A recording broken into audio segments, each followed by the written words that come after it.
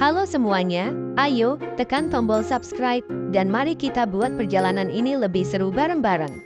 Eits, jangan lupa like dan komen juga ya, dengan masukan dari kalian pemirsa terkasih, semoga channel ini lebih berkembang. Terima kasih. Bab 1406. Mandy menarik napas dalam-dalam dan berkata, Harvey, kamu aman kali ini. Kamu harus berterima kasih kepada CEO Park. Stacy, yang berdiri di samping, mendekati Harvey dengan tatapan dingin. Sampah.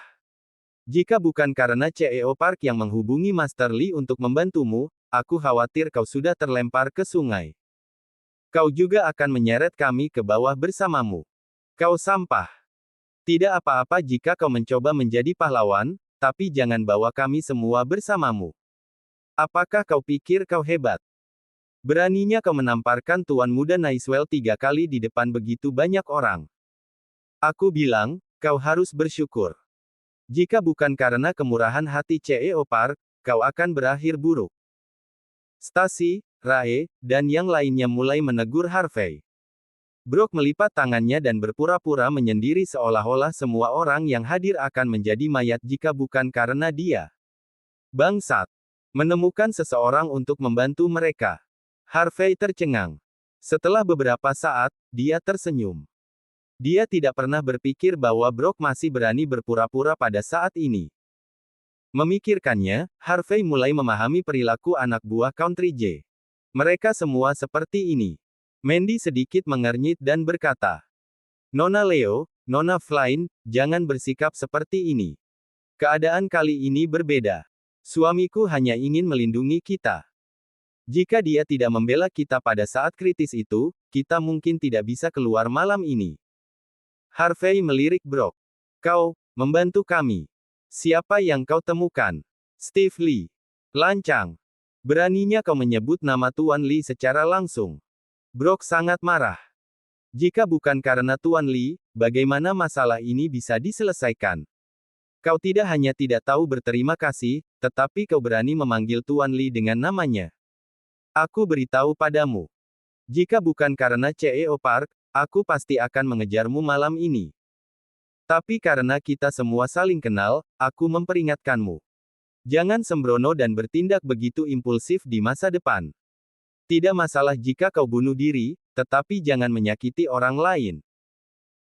Brooke mencoba terlihat menyendiri saat dia menegur Harvey dengan wajah tegas. CEO Park, terima kasih banyak. Kali ini, Regency Enterprise dan aku berhutang budi padamu.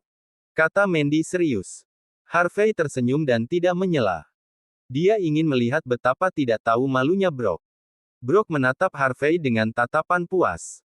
Setelah beberapa saat, dia berkata, Bocah, kau cukup beruntung memiliki istri yang baik.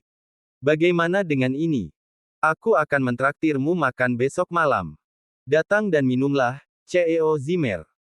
Tapi kali ini, jangan bawa orang yang merepotkan seperti itu bersamamu. Brooke merasa puas. Dia mungkin berhasil mendapatkan Mandy dengan apa yang disebut bantuan ini di tangannya. Bab 1407. Mandy tampak ragu-ragu. CEO Park, aku takut. Brooke mencibir. Kamu bilang kamu berutang budi padaku. Kamu dapat memilih untuk tidak datang. Tetapi sejak saat itu, kerja sama antara kamu dan Star Chaebol akan sepenuhnya dihentikan. Mandy merasa tidak nyaman. Dia tahu bahwa Brooke memiliki niat buruk, tetapi dia masih mengatakan kepadanya bahwa dia berutang budi padanya. Harvey turun tangan dengan dingin. Brooke, apakah kau benar-benar membantu kami malam ini? Bukankah kau tahu bahwa dengan kemampuan Steve Lee, bagaimana dia bisa menyelesaikan masalah ini? Hati Brooke tersentak seolah-olah seseorang telah melihat rahasianya. Dia segera melompat dan menyalak. Bocah, apa maksudmu? Kau tidak hanya menghinaku tetapi juga menghina Tuan Lee. Sial. Seandainya aku tahu, aku tidak akan menemukan seseorang untuk membantumu.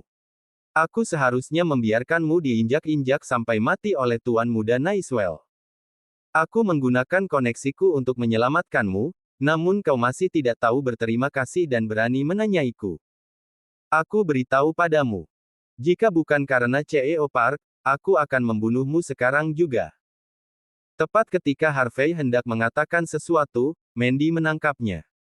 Harvey, CEO Park memang menelepon Tuan Lee. Kita harus membalas budinya. Keselamatan Harvey adalah hal terpenting bagi Mandy. Segala sesuatu yang lain tidak penting. CEO Park, kamu tidak perlu marah dengan bocah bodoh ini. Tidak ada gunanya. Dia hanya tahu bagaimana hidup dari seorang wanita. Apa yang bisa dia lakukan? Berdebat dengannya hanya akan merusak reputasimu. Stasi dan yang lainnya semua berdiri dan berbicara. Ayo, ayo. Tidak perlu banyak bicara untuk sampah seperti ini. Ada pepatah yang mengatakan, bagaimana kamu bisa berbicara tentang es dengan serangga musim panas? Kamu tidak dapat membicarakan hal-hal seperti itu dengan orang-orang yang memiliki pandangan dunia yang sempit. Dia tidak mungkin mengerti kita. Bagi mereka, Harvey tidak berguna dan hanya suka membual. Tidak perlu begitu marah terhadap pria seperti dia. Hah! Rolls-Royce Phantom merah muda. Saat itu, Rae melihat ada mobil tertinggal di tempat parkir. Harvey mengendarai mobil ini di sini sebelumnya. Masih ada beberapa mobil mewah seperti Audi dan Mercedes di tempat parkir saat ini. Namun, apa yang disebut mobil mewah ini tidak dapat dibandingkan dengan roda mobil Rolls-Royce. Phantom Rolls-Royce. Biayanya setidaknya beberapa ratus ribu dolar kan? Lebih dari itu. Setidaknya beberapa juta. Ini tentu saja mobil terbaik. Semua orang di bar sudah pergi. Mobil siapa ini? Apakah itu milik Tuan Muda Naiswell? Stasi, Rae, dan yang lainnya mulai membicarakannya. Mereka semua adalah bagian dari lingkaran kelas atas, tetapi mereka adalah orang buangan. Mereka mampu membeli BMW atau Mercedes-Benz. Mereka hanya bisa melihat mobil seperti itu, yang sebagian besar harganya sekitar beberapa juta. Brooke sedikit mengernyit. Dia merasa agak akrab dengan mobil ini. Itu mirip dengan yang baru yang dibeli Steve Lee sebelumnya, tetapi warnanya tidak tepat. Brooke tidak terlalu memikirkannya. Sebagai gantinya, dia tersenyum dan mengundang Mandy. CEO Zimmer, aku baru saja membeli Mercedes-Benz S-Class baru. Aku akan mengantarmu kembali ke rumah nanti. Dia menghela nafas. Tentu saja, mobil seharga 100 ribu dolarku tidak bisa dibandingkan dengan Rolls-Royce ini. Meskipun kata-kata ini tidak menonjolkan diri, itu hanyalah kepura-puraan. Stasi dan yang lainnya juga mengangguk. Mandy, nyaman duduk di Mercedes-Benz S-Class baru. Harvey angkat bicara, nadanya acuh tak acuh. Tidak perlu. Kau bisa mengantar Stasi dan sisanya kembali. Kami memiliki mobil kami. Kau punya mobil. Brooke mendengus dan menunjuk van kecil di sudut. Yang itu. Bab 1408. Mereka memandang Harvey seolah-olah mereka sedang melihat orang bodoh. Dia berani mengatakan bahwa dia punya mobil padahal dia hanya mengendarai minivan. Bisakah minivan dianggap sebagai mobil? Sampah. Tapi Harvey tidak berbicara omong kosong. Sebagai gantinya, dia mengeluarkan kunci mobil Rolls-Royce dan menekannya. Lampu depan Rolls-Royce Phantom merah muda menyala, dan lampu-lampu indah langsung menciptakan jalan setapak di depan Mandy. Sayang, kamu belum menemukan fitur baru ini kan? Ayo pergi. Harvey membuat gerakan gentleman dan membawa Mandy, yang sedikit linglung saat ini, ke kursi penumpang. Rolls-Royce Phantom segera menghilang, hanya menyisakan lampu belakang di lapangan. Brooke dan yang lainnya tampak lesu, seolah-olah mereka disambar petir. Harvey adalah pemilik Rolls-Royce. Bagaimana ini bisa terjadi? Sayang, apakah mobil ini semahal itu? Mandy duduk di kursi penumpang, terkejut. Dia tahu bahwa Harvey telah meminta sebuah mobil, tetapi dia tidak menyangka harganya akan semahal ini. Aku juga tidak tahu. Bagaimanapun juga, mobil ini diberikan kepada kita. Harvey mengangkat bahu. Mungkin ini tidak pantas. Bentley kita tidak begitu berharga. Apakah kita akan mengambil keuntungan dari orang lain jika kita menggunakan Rolls-Royce? Mandy merasa sedikit bersalah. Harvey tertawa. Mobil itu sudah atas namamu, yang berarti pihak lain ingin memberikan kompensasi kepada kita untuk mobil ini. Kita tidak perlu terlalu mempedulikannya. Kamu benar. Mandy memikirkannya dan berhenti khawatir. Steve Lee sangat sombong. Dia harus belajar sedikit pelajaran. Kembali ke Gardens Residence, keduanya bersiap untuk mandi dan tidur. Namun, suasana di antara mereka malam ini agak aneh. Mandy tidak memasukkan tempat tidur Harvey ke ruang belajar. Sebaliknya, pintu kamar tidur dibuka. Harvey semakin bersemangat. Mungkinkah hubungan mereka akhirnya mengambil langkah substansial? Ding! Tepat pada saat itu, sebuah panggilan telepon mengejutkan Harvey karena kegembiraannya. Harvey diam-diam menatap kamar tidur sebelum menuju ke balkon untuk menjawab telepon. Dia melihat nama penelepon. Yvonne, ada apa? CEO York, Star Chaebol menelepon dan mengatakan bahwa semuanya telah ditangani sesuai dengan kebutuhan Anda. Mereka telah memperoleh semua aset YTSS Amerika. Jika nyaman bagi Anda, datang dan tanda tangani kontrak besok pagi. Mereka kemudian akan dipindahkan ke grup. Harvey berpikir sejenak dan berkata, "Kamu harus bersiap terlebih dahulu. Aset-aset ini akan ditransfer ke dana amal Sky Corporation." "Baik," kata Yvonne. "Kalau begitu, besok, aku akan pergi ke sana sendiri." Yvonne membolak-balik dokumen dan berkata dengan lembut. "Kita harus bertemu di bawah di Departemen Manajemen Star Chaebol di South Light pada pukul 9 besok pagi. Apakah Anda membutuhkan saya untuk menjemput Anda?" Harvey melirik ke arah kamar tidur dan berbisik. "Tidak, tidak. Lagi pula itu tidak jauh. Aku akan berjalan ke sana saja." Harvey menutup telepon dan menuju ke kamar tidur. Di kamar tidur, Mandy menatap Harvey dengan curiga. "Jika aku tidak salah dengar, Sekretaris Xavier yang meneleponmu barusan." Sudut mata Harvey berkedut. Kenapa telinganya begitu sensitif pada saat kritis seperti itu? Apa masalahnya? Apakah dia ingin kamu menjadi sopir untuk Prince York? Mandy tampak serius. "Sayang, kamu sekarang adalah konsultan pemerintah Bakwood. Bahkan jika kamu tidak dibayar, kamu tidak bisa menjadi pengemudi orang lain. Kalau tidak, ayah dan ibu akan marah." Bab 1409. Kata-kata Mandy membuat Harvey terdiam. Siapa yang marah? Orang tuamu, atau kamu? Namun, Harvey tidak menolak kata-kata Mandy. Sebaliknya, dia tersenyum dan berkata, "Jangan khawatir. Kecuali kamu membiarkan aku menjadi CEO Sky Corporation, aku pasti tidak akan pergi. Itu lebih seperti itu. Tetapi karena suamiku sangat cakap, tidak ada bedanya menjadi CEO." Mandy tertawa. "Oke. Lalu malam ini, aku." Harvey tampak penuh harap. "Ah, aku hampir lupa. Lebih baik kamu tidur di ruang belajar malam ini." Wajah Mandy berubah dingin. "Bang." Dia kemudian segera membanting pintu hingga tertutup. Harvey terdiam sekali lagi. Wanita ini benar-benar kejam ketika dia cemburu. Pukul 9 pagi berikutnya. Di pintu masuk Departemen Manajemen Star Chaebol di South Light. Star Chaebol sangat kaya. Mereka mengubah sebuah bangunan kecil bergaya barat mandiri yang dilengkapi dengan taman yang terletak di kawasan bisnis yang memiliki tanah mahal menjadi kantor mereka. Meskipun bangunan kecil bergaya barat ini terlihat agak kuno, itu lebih istimewa daripada bangunan tinggi di sekitarnya. Dikatakan bahwa tempat ini awalnya adalah konsulat negara barat tertentu selama perang, tetapi telah menganggur selama beberapa waktu sebelum jatuh ke tangan Star Chaebol. Di pintu masuk Star Chaebol, lebih dari 20 eksekutif senior dari Departemen Manajemen South Light dikumpulkan. 80% dari orang-orang ini berasal dari Country J, dan beberapa penduduk setempat memiliki latar belakang belajar di luar negeri di Country J.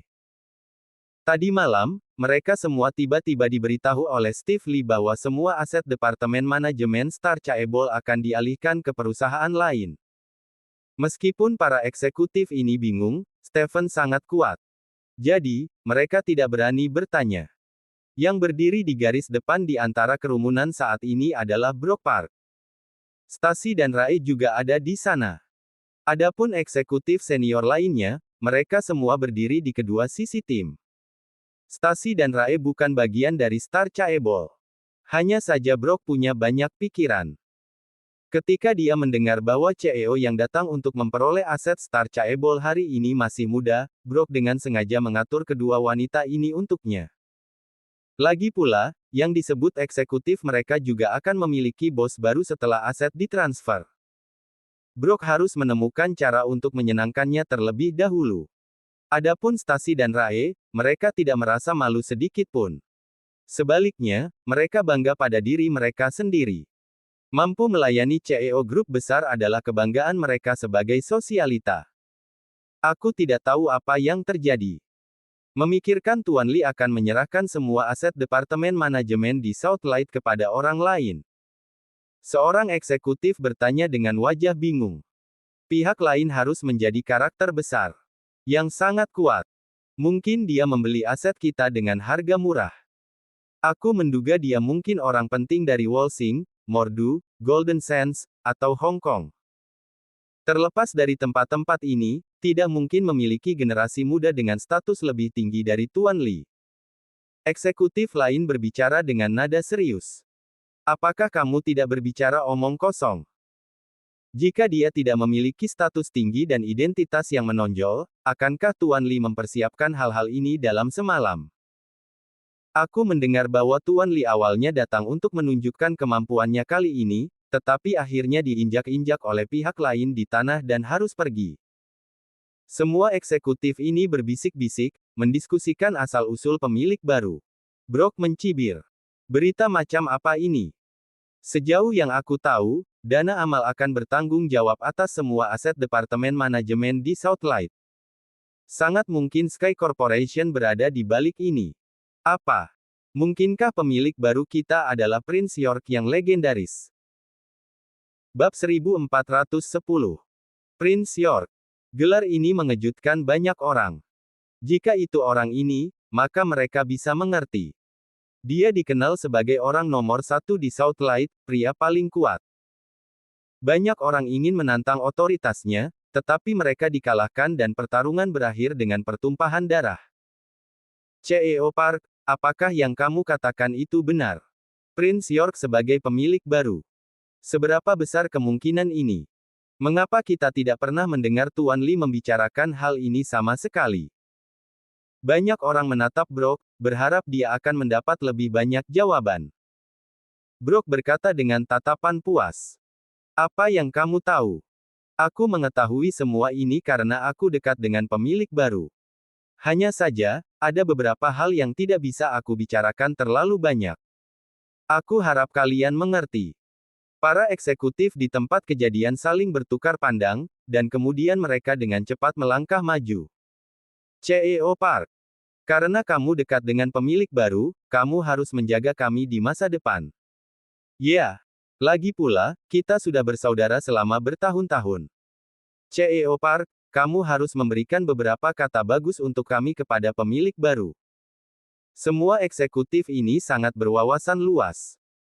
Karena tidak ada cara untuk menyenangkan pemilik baru terlebih dahulu, maka seharusnya tidak masalah jika mereka menyenangkan antek pemilik baru kan? Brock melambaikan tangannya dan berkata dengan puas. Ya, kita semua bersaudara. Tetapi bahkan jika pemilik baru ada di sini, setiap orang harus mengingat satu kebenaran. Kepala baru membawa pembantu baru. Semua staf lama harus saling membantu. Kalau tidak, mungkin terlalu sulit bagi kita untuk mempertahankan otoritas kita dengan pemilik baru di masa depan. Para eksekutif terus menganggukkan kepala mereka pada kata-katanya. Ya, CEO Park benar. Mulai sekarang, kami akan mengikuti jejakmu. Kami semua akan mendengarkanmu. Brock benar-benar menikmati pujian mereka padanya. Dia tidak ada hubungannya dengan pemilik baru, tetapi dia memiliki hak untuk menjadi tangan kanan pemilik baru selama semua orang di sini mendengarkannya. Stacy dan Rae menatap pemandangan itu dengan takjub. CEO Park memang CEO Park. Dia tidak hanya memengaruhi polisi dan geng jalanan, tetapi dia juga mengenal Prince York. Luar biasa. Stacy dan Rae merasa bahwa Brock 10.000 kali lebih kuat dari Harvey tadi malam.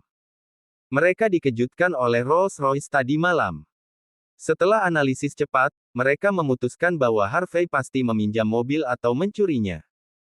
Bisakah menantu yang menumpang mengendarai mobil mewah seharga 3,1 juta? Mereka tidak akan pernah percaya. Yah, sudah 5 menit. Mengapa pemilik baru belum datang? Brooke membuat ekspresi yang menyenangkan sebelumnya. Sedangkan untuk Stacy dan Rae, mereka secara strategis membuka kancing, keduanya terlihat penuh antisipasi. Jika mereka bisa menarik Prince York, maka mereka akan berhasil. Brooke melirik arloji Omega di pergelangan tangannya dan mengerutkan kening. Tuan Lee juga belum tiba. Entah ada kemacetan di jalan, atau pemilik baru ingin menunjukkan kepada semua orang siapa bosnya. Semuanya, dengarkan. Bersikaplah hormat, dan tunjukkan etiket Country J. Ikuti aku dan membungkus 90 derajat. Selamat datang, bos. Para eksekutif mengikutinya dan mulai berlatih. Selamat datang, bos. Sementara itu, sesosok muncul di depan mereka. Brooke tanpa sadar mengangkat kepalanya dan melihat. Saat berikutnya, wajahnya berubah sangat jelek. Harvey. Itu Harvey. Untuk apa menantu ini datang ke sini?